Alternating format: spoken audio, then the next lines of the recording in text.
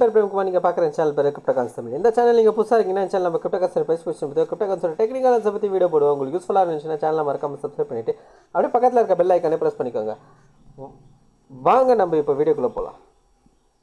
இப்போ நம்ம ட்ரேடிங் வெப்சைட்டில் இருக்கவங்க பிடிசி வெப்சைட் டெவலப் பண்ணிக்க டேட் டைம் வச்சுருக்கேன். ப்ரைஸ் கரெக்டாக பார்த்தீங்கன்னா $41,174 இருக்குங்க.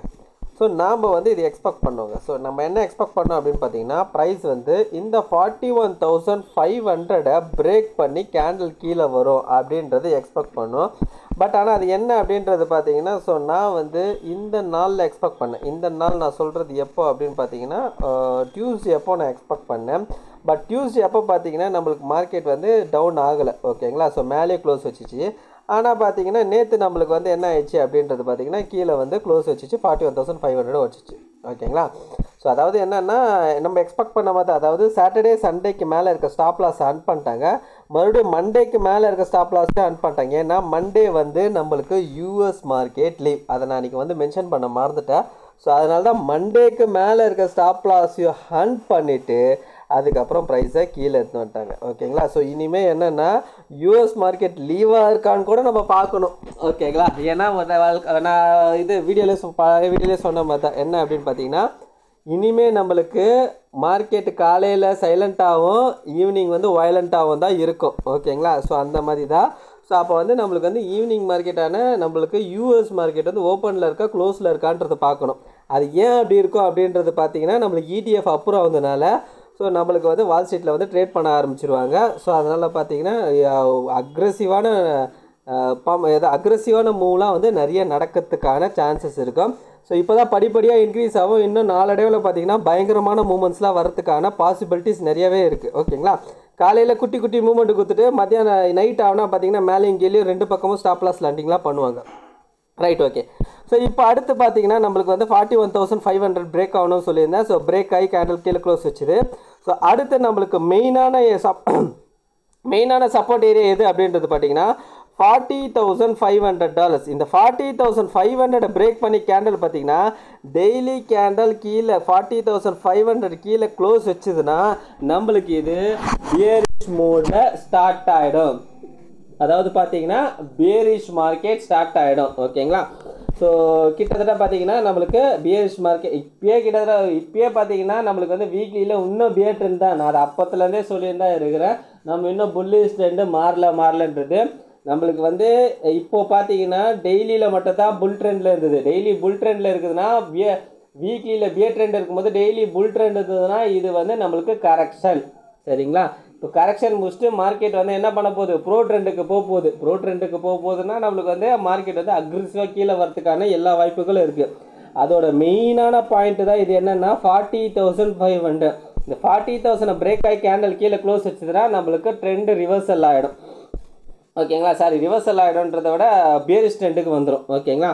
ஸோ அடுத்து பார்த்தீங்கன்னா நம்மளுக்கு கீழே பார்த்தீங்கன்னா ஒரு டிமாண்ட் ஏரியா இருக்குது. இந்த டிமாண்ட் ஏரியா எங்கே இருக்குது அப்படின்றது பார்த்தீங்கன்னா 30,400லேருந்து 36,700, ஓகேங்களா. இது ஒரு டிமாண்ட் ஏரியா. ப்ரைஸ் நம்மளுக்கு இந்த ஏரியாவில் வந்து டச் பண்ணும்.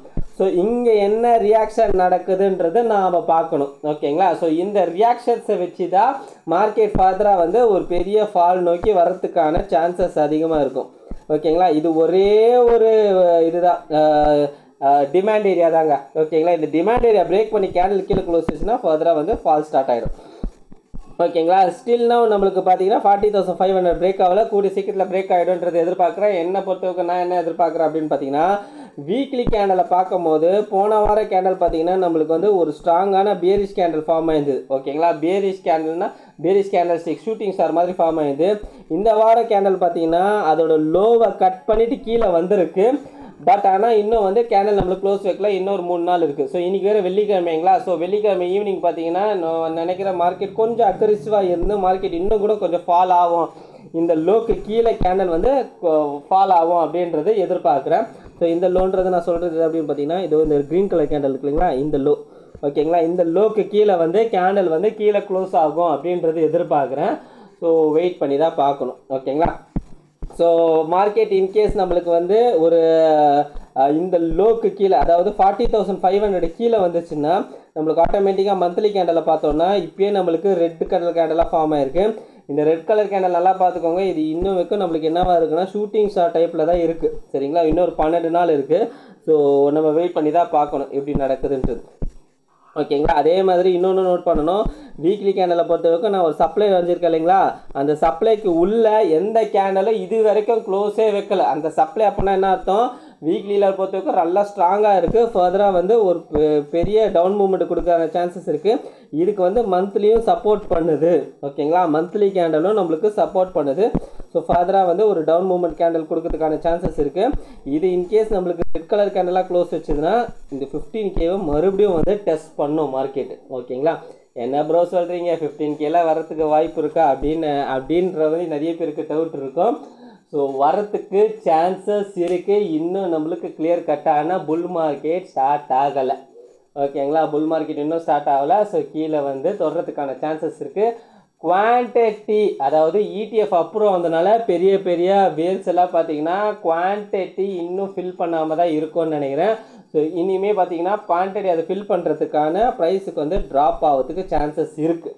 ஓகேங்களா, ஸோ வெயிட் பண்ணி பார்க்கணும் என்ன நடக்குது மார்க்கெட்லன்றது. சரிங்களா, ஸோ உங்களோட கருத்துக்கள் என்னன்றது எனக்கு கமெண்ட் பாக்ஸில் கமெண்ட் பண்ணிவிடுங்க. ஸோ இந்த வீடியோ பிடிச்சிருந்தா இந்த வீடியோக்கு லைக் பண்ணுறேன், அப்படியே கமெண்ட் பாக்ஸில் கமெண்ட் பண்ணிவிடுங்க. உங்கள் ஃப்ரெண்ட்ஸ் அண்ட் ஃபேமிலிஸ்க்கு ஷேர் பண்ணி விட்டுவிடுங்க.